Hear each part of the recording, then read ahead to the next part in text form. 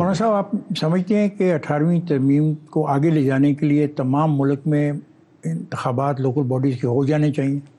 Local bodies کا election تو آئین کا تقاضا ہے، اس میں ہم اور 18ویں ترمیم میں جو اختیارات صوبوں کو دیے گئے عملی طور پہ عوام تک پہنچنے کے لیے نہیں ابھی نہیں پہنچ سکے ہیں، مزید اس میں ضرورت ہے کہ اصلاحات کی جائیں، اس میں جو چیزیں طے ہوئی ہیں اس پر عمل درآمد نہ ہونے سے بد اعتمادی پڑتی ہے۔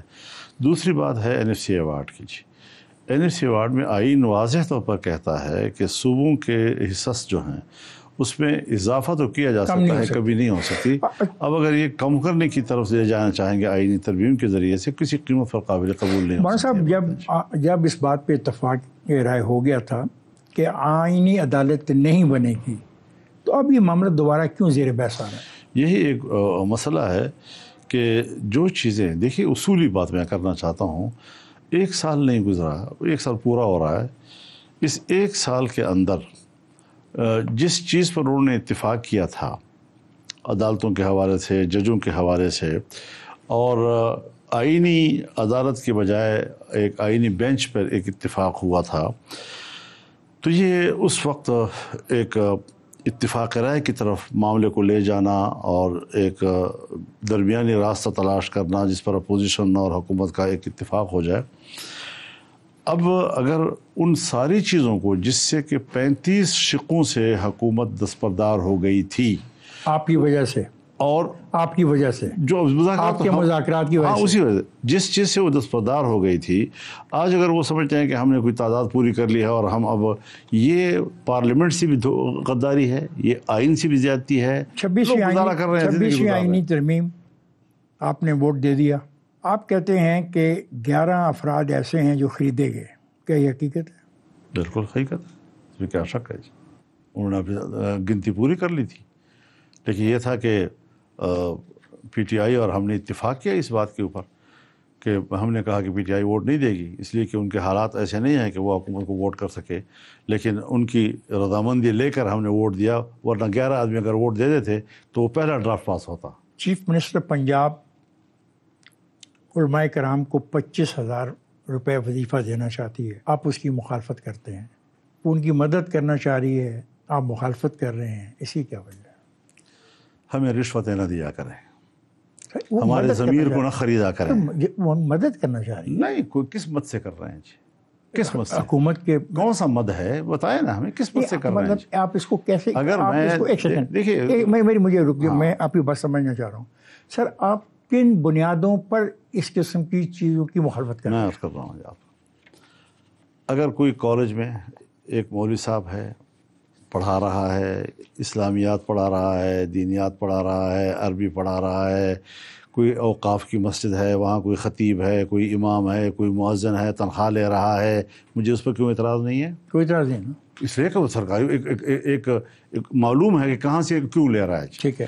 لیکن اگر آپ مساجد میں جا کر اور مدارس میں جا کر کہیں کہ جی یہ آپ کو ہم عطیہ دے رہے ہیں، پھر آپ نے اس کے شرائط پڑھے ہیں؟ صرف یہی سنا ہے کہ ان کو پیسے دیے جا رہے ہیں؟ یہ شرائط جو ان کے سامنے لگائے جا رہے ہیں، یہ علماء کرام پر قدغنیں لگائی جا رہی ہیں کہ آپ نے خطبہ ہماری مرضی سے دینا ہے اور آپ نے حکومت کی کسی غلط بات پہ تنقید نہیں کرنی۔ مولانا جہاں تک یہ آپ کہہ رہے ہیں خطبے کی بات ہے، کئی اسلامی ممالک میں خطبہ جو ہے ان کی ریاست ان کو دیتی ہے، وہ پڑھتے ہیں، یہ حقیقت نہیں ہے؟ وہ بادشاہتیں ہیں، یہ جمہوریت ہے، یہاں آزادیوں کا ماحول ہوتا ہے۔ یہ جمہوریت صرف ووٹ لینے کے لیے میرے پاس ہے، اظہار رائے کی آزادی کے لیے اور مسجد میں گفتگو کرنے کی نہیں ہے۔ غنیمت سمجھو پاکستان کو کہ یہاں علماء کرام موجود ہیں، یہاں پر بھی معصوم جملوں کے ساتھ آپ اپنے مسجد، اس کے ممبر، اس کے محراب، ان کی آواز، اس کو دبانے کے لیے لالچ دے رہے ہیں لوگوں کو۔ سر گرانٹ نہیں دی، میں آپ کو بتانا چاہتا ہوں حضرات، آپ میری بات سنیں، سن لی نا، یہ جو 25,000 روپے دیے جا رہے ہیں یہ دکھاوے کے دانت ہیں۔ آپ مجھے بتائیں، 26ویں ترمیم کا 1 سال پورا ہو گیا ہے، آج تک ہمارے مدارس کو قانون کے مطابق پاس ہو چکا ہے، نہ صوبوں میں قانون سازی ہو رہی ہے، نہ دینی مدارس کو 1960 کی سوسائٹی ایکٹ کے تحت ابھی تک رجسٹر کیا جا رہا ہے۔ باتیں واضح ہونی چاہیے کہ ہم ان چیزوں سے بہلائے نہیں جا سکتے۔ اچھا مولانا، ویسے ایک بات ہے، برا نہ منائیے گا، جو مدارس ہیں ان کو گرانٹس ملتی ہیں، یہ تو حقیقت ہے یا نہیں؟ ایک ہے گرانٹس ملنا، ایک ہے مدارس کا اصول. ٹھیک، سمجھ گیا. سر آپ 2 مرتبہ کشمیر کمیٹی کے سربراہ رہے ہیں. کیا آپ سمجھتے ہیں کہ جو موجودہ وہاں پہ عوامی ایکشن کمیٹی نے مطالبات کیے اور کہا کہ مہاجرین کی نشستیں ختم کر دی ہیں، کیا آپ کے دور میں بھی کبھی یہ ایشو آپ کے سامنے آیا تھا؟ ہمارے دور میں حضرت کوئی ایشو نہیں آیا. میں کشمیر کے ان کیمپوں میں گیا ہوں کہ جہاں آج تک کوئی چیئرمین نہیں جا سکا. میں نے مظفر آباد میں مہاجرین کے ساتھ اتنی میٹنگیں کی ہیں کہ یہ سوال نہیں، میرا تو سوال تھا کہ جو یہ مطالبہ مان لیا گیا ہے، کیا یہ قابل عمل ہے، یہ اس پہ عمل ہو جائے گا؟ اب یہ تو اس پر تو تھوڑا سا قانون کے حوالے سے تھوڑا سوچنا پڑے گا. ٹھیک ہے. سر آپ طالبان کے بھارت کے ساتھ جو قریبی تعلقات ہیں ان کو کیا اچھا دیکھتے ہیں؟ حضرت میں انڈیا کے مقابلے میں طالبان کو پرو پاکستانی دیکھنا چاہتا ہوں. سر پاکستان اور افغانستان کے جو مذاکرات، آپ ان کا مستقبل کیا دیکھتے ہیں؟ دیکھیے مذاکرات ہونے چاہیے، یہی راستہ ہے مسائل کے حل کرنے کا. افغانستان اور پاکستان کے درمیان تناؤ، سرحدات کے اوپر کشیدگی، تجارتی راستوں کا بند ہونا، یہ سارے وہ چیزیں ہیں جو 2 مستقل پڑوسیوں کے درمیان تلخیوں کا سبب بن رہے ہیں. اور جس افغانستان سے ہمیں یہ توقع ہے کہ وہ ایک پرو پاکستان افغانستان ہمیں چاہیے.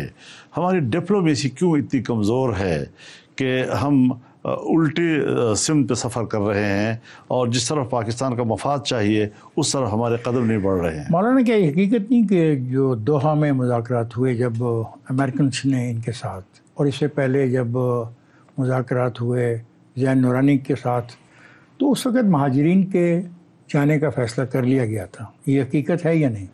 دیکھیے مہاجرین نے تو جانا ہی جانا ہے. مہاجرین کہتے اسے ہیں کہ وہ عارضی یہاں پناہ گزین ہیں، اور کب تک ہیں.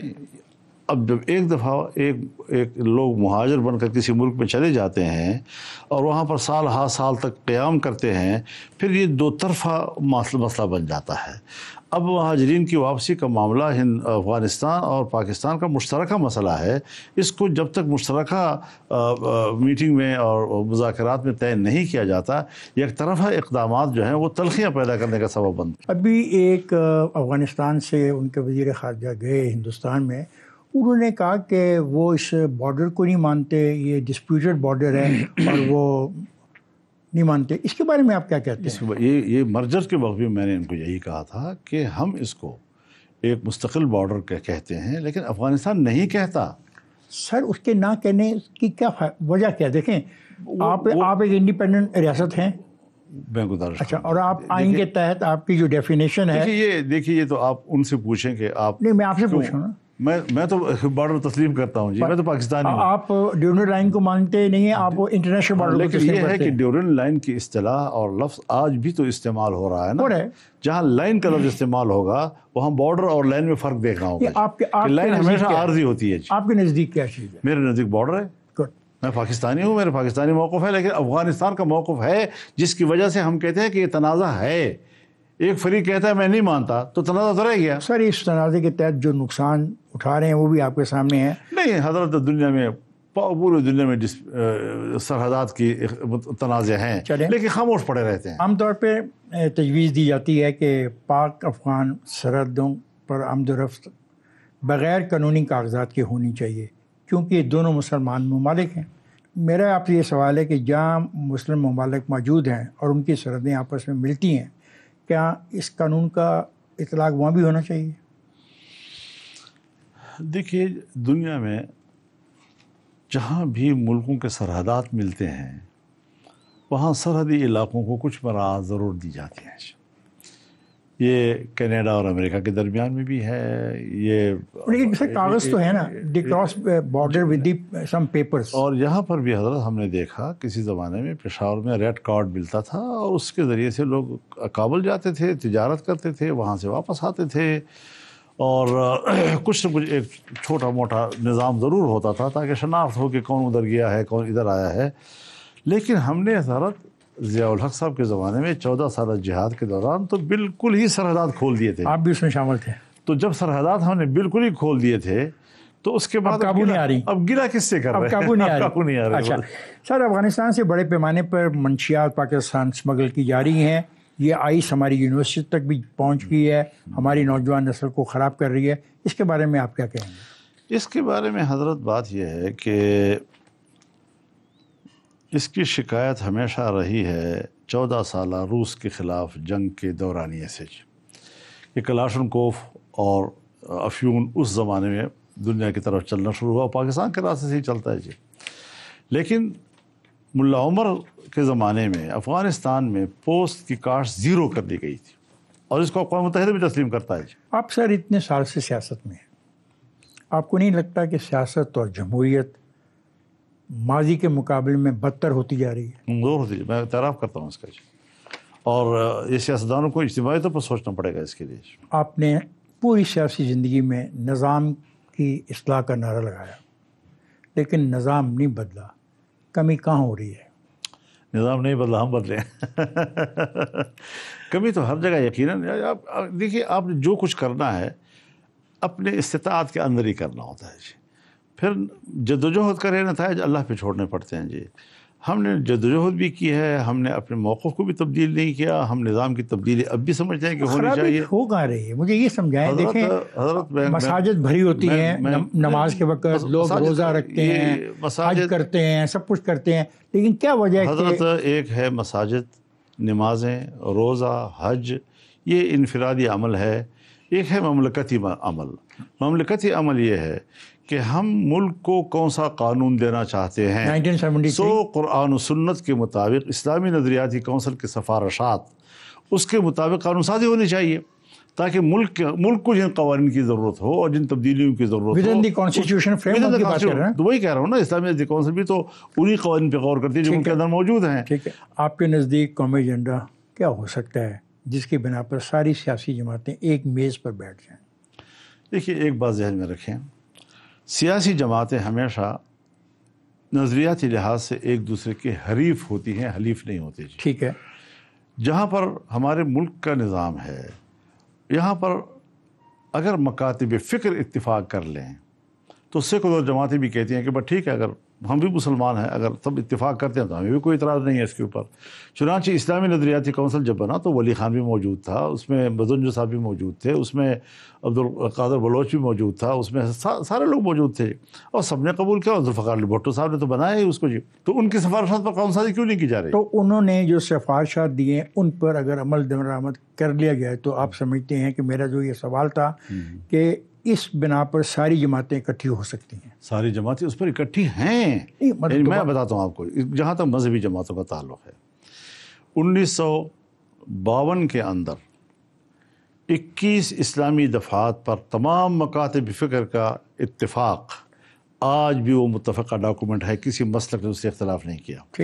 قرارداد مقاصد جو نوزاد لیاقت علی خان نے پیش کی، جس کا مسودہ علامہ شبیر احمد عثمانی رحمۃ اللہ علیہ نے پیش کیا تھا، آج بھی وہ متفقہ ڈاکومنٹ ہے.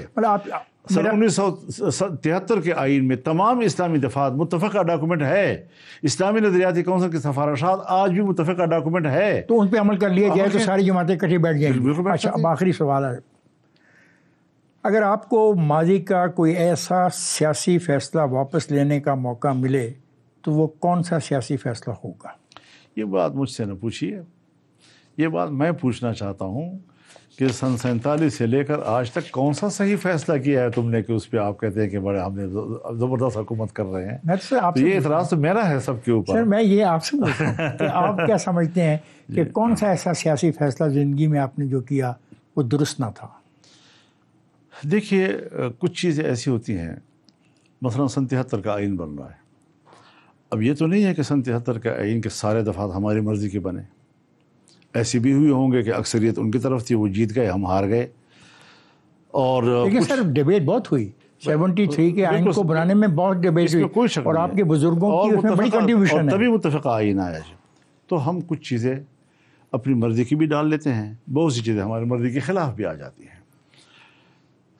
جب 17ویں ترمیم ہوئی تو جنرل مشرف کے ساتھ اس زمانے میں جب بات چیت رہی تو بہت سی چیزیں ہم نے LFO کی آئین سے نکالی، لیکن بہت سی چیزوں کو نہیں نکال سکے جی.